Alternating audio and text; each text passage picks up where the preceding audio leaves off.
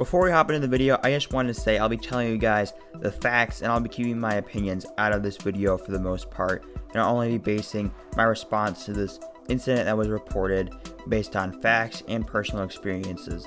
I urge everyone to respect both parties involved.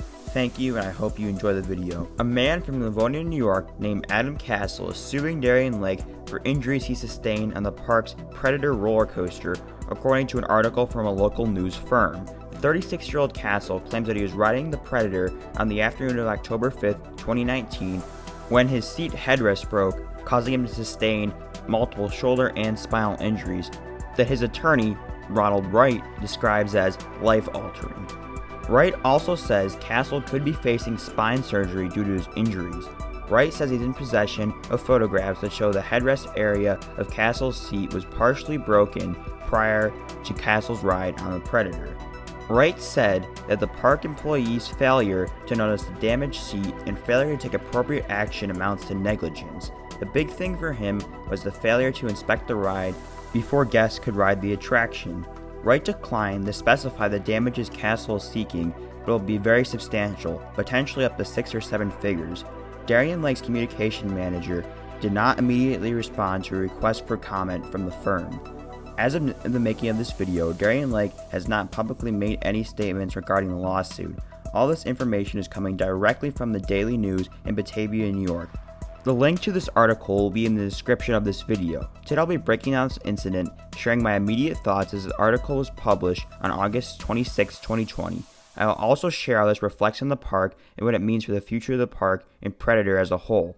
Before I break down the incident, make sure to give this video a thumbs up and subscribe for full coverage of this accident regarding any and all updates on this lawsuit. With all that being said, I'd like to talk about a couple of things that stood out to me immediately with the story. The first thing that really stood out to me is that they claimed to have photographed the broken headrest that caused the injury. This is very interesting because most people would not take pictures of the coaster train unless something was seriously wrong. This also gives proof that something indeed was wrong with the coaster. In this day and age, it's very easy to Photoshop an image, so there's never going to be 100% clarity, but it's definitely something to make note of as the lawsuit progresses. The other thing that was very interesting is how they refer to the headrest as the main point of concern. Predator is notorious for being very rough and sometimes uncomfortable, so it's understandable why if the headrest is broken, it may cause some back, neck, or even head problems. I personally know people who have complained about the ride hurting their back or other things of that nature. The last thing that stuck out to me was their main point for the lawsuit was that the park's maintenance teams, or whoever is in charge of inspecting trains, failed to notice the broken headrest. We don't know the extent of the damage that happened with the headrest, so we don't actually know how noticeable it would be to an inspector. Obviously, those photos have not been released publicly, so all we know is that the headrest was unable to function properly. Those things were the main things that stood out to me in the article.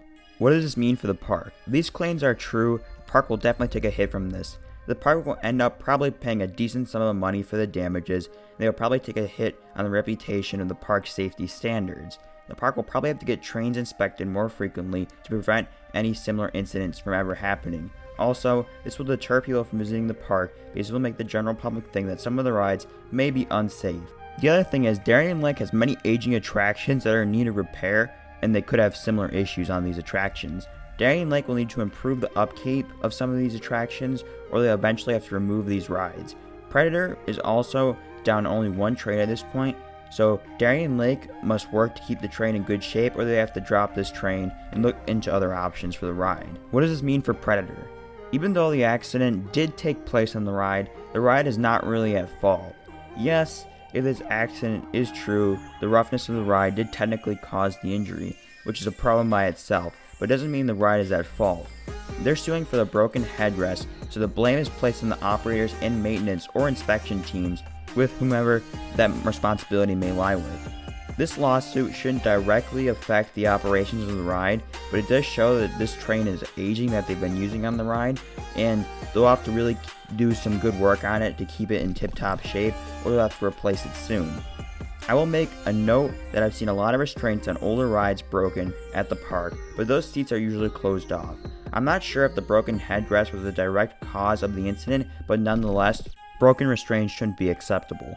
Overall, this is a very interesting story that kind of came out of nowhere. I'll be leaving a link to the article in the description so you can check out the article as well. If this is true, this will likely force multiple operational changes within the park and will likely make Six Flags reevaluate the status of their older rides. This was surprising in some way to hear this news, and is definitely something I'll be keeping a close eye on as the story progresses. Make sure to subscribe to my channel so you don't miss any updates on the story. I also have a video regarding the future of Predator coming out in the near future as well. What do you think of this story? Were you surprised? Were you not surprised? Make sure to leave all those thoughts down in the comments below. Please be respectful of both sides when making your response. With all that being said, I'd like to thank you all for watching. Make sure to leave a like before you go, and I will see you all in the next video.